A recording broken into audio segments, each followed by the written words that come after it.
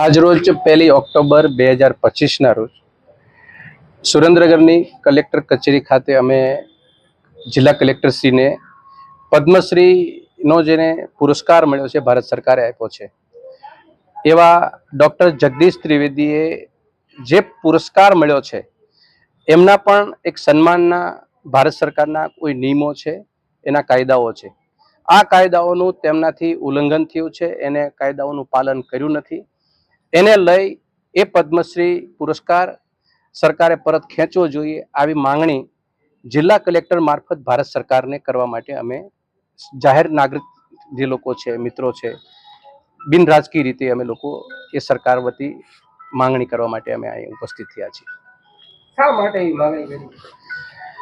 જગદીશ ત્રિવેદી છેલ્લા ઘણા સમયથી જે રીતે એમને પદ્મશ્રીનું પુરસ્કાર મળ્યો છે, આપ સૌ જાણો છો કે પદ્મશ્રી છે એ કોઈ પદ નથી, એ કોઈ પદવી નથી, એ સન્માન છે.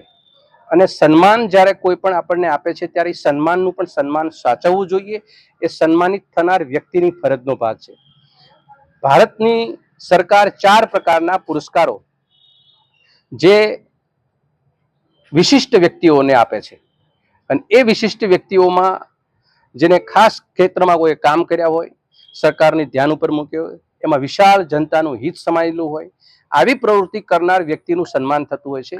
અને એ સન્માન જ્યારે કરવામાં આવે છે ત્યારે એના કાયદાઓથી પરિચિત એમને કરવામાં આવે છે કે તમને આ સન્માન આપવામાં આવે છે અને આ સન્માનનું આવી રીતે પાલન કરવાનું છે. આવા અનેક પ્રકારના કાયદાઓથી એને પરિચિત કરવામાં આવે છે. પણ દુર્ભાગ્ય એ છે કે જગદીશ ત્રિવેદી નામની વ્યક્તિને પદ્મશ્રી મળ્યા પછી એમના અનેક પ્રકારના એવા કિસ્સાઓ સામે આવે છે, જનતાની સામે વચ્ચે છે. અને અભદ્ર ભાષાઓનો પ્રયોગ કરવો, કોઈ કલાકારોને કે કોઈ મીડિયાને મિત્રોની વચ્ચે પણ આ વાતો પ્રસરી છે, જે સુરેન્દ્રનગર જેવા ડિસ્ટ્રિક્ટમાંથી આવતા આવા વ્યક્તિને નહીં કે માત્ર સુરેન્દ્રનગર ડિસ્ટ્રિક્ટ પૂરતો આ સીમિત છે, આ ભારત સરકારે આપેલો ભારતનો પુરસ્કાર છે, ત્યારે સૌ લોકોને લાગુ પડે. આવા પુરસ્કાર આપ્યા પછી પણ એમને જે માન મર્યાદા સાચવવી જોઈએ જે પુરસ્કારની, એ એને સાચવી નથી. પ્લસ રાજકીય રીતે, દાખલા તરીકે હું તમને કહું કે કોઈ સાહિત્યકાર હોય, કોઈ લેખક હોય, કોઈ કવિ હોય, તો એની એક મર્યાદા હોય. કોઈને હાસ્ય કલાકાર હોય, કોઈને હાસ્ય કલા કરવાની કોઈની એ પ્રોફેશનલ હોય, તો એની પણ એક મર્યાદા હોય.